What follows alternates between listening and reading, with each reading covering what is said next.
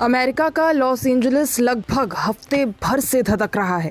एक साथ यहाँ कई जंगल जलकर स्वाहा हो गए। आम से लेकर खास सेलिब्रिटीज, लोगों के आशियाने भी जलकर इस आग में खाक हो चुके हैं। बताया जा रहा है कि अब तक 24 लोग इस आपदा में अपनी जान गंवा चुके हैं। इस आग की त्रासदी से ऐसी कई कहानियां भी निकलकर सामने आ रही है जो आपको हिला कर रख देंगी। वहीं बताया जा रहा है कि लॉस एंजलिस क्षेत्र की आग के सामने अमेरिका पूरी तरह फेल हो चुका है। यहाँ के हालात और बिगड़ने वाले हैं। प्रकृति के इस मामले के आगे अमेरिका का हर एक हथियार फेल हो चुका है। दरअसल अमेरिकी मौसम विभाग ने हालात और बिगड़ने की चेतावनी दी है।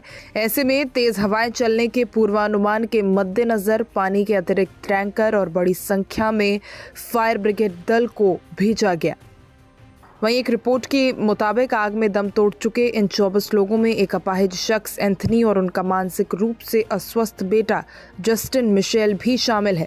इस आग में बाप बेटे दोनों की मौत हो गई। एंथनी ने आखिरी बार ऑकसिस में रह रही अपनी बेटी से फ़ोन पर बात की थी। उनकी बेटी ने बताया कि उनके पिता अपाहिज थे और व्हीलचेयर पर चलते थे। जब पैलेट्स की आग फैली और उसकी जद में हमारा घर आया तो उनके पिता ने घर छोड़ने से इनकार कर दिया। दावानल की 2 बड़ी घटनाओं में इस क्षेत्र में हजारों घर तबाह हो गए हैं। कम से कम 24 लोगों की जान चली गई है। कई लोग अब भी लापता बताए जा रहे हैं। विमानों से घरों और पहाड़ियों पर चमकीली गुलाबी रंग के अग्निरोधी रसायनों का छिड़काव भी किया जा रहा है, जबकि कर्मचारी और दमकल वाहनों को सूखी झाड़ियों वाले विशेष रूप से संवेदनशील स्थानों के पास तैनात किया जा रहा है।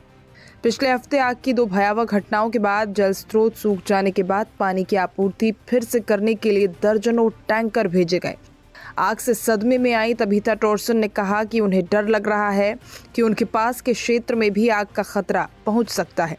टॉर्सन ने कहा कि उन्होंने अपनी बिल्लियों के साथ घर छोड़ने की तैयारी कर रखी है। उन्होंने कहा कि उन्होंने सामान पैक कर लिया है और वो ये भी सोच रही हैं कि वो क्या हो सकती हैं। कनाडा और मैक्सिको की सहायता।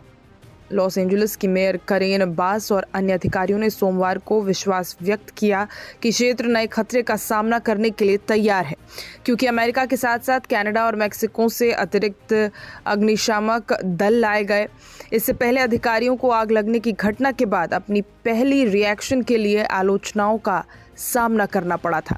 लॉस एंजलिस काउंटी के अग्निशमन प्रमुख एंथनी मारोन ने कहा, हम पूरी तरह से बेहतर तरीके से तैयार हैं। सोमवार देर रात से मंगलवार की सुबह तक हवाओं की रफ्तार तेज होने का अनुमान है। हालांकि पिछले सप्ताह की तरह उनके तूफानी स्तर तक पहुंचने की उम्मीद नहीं है।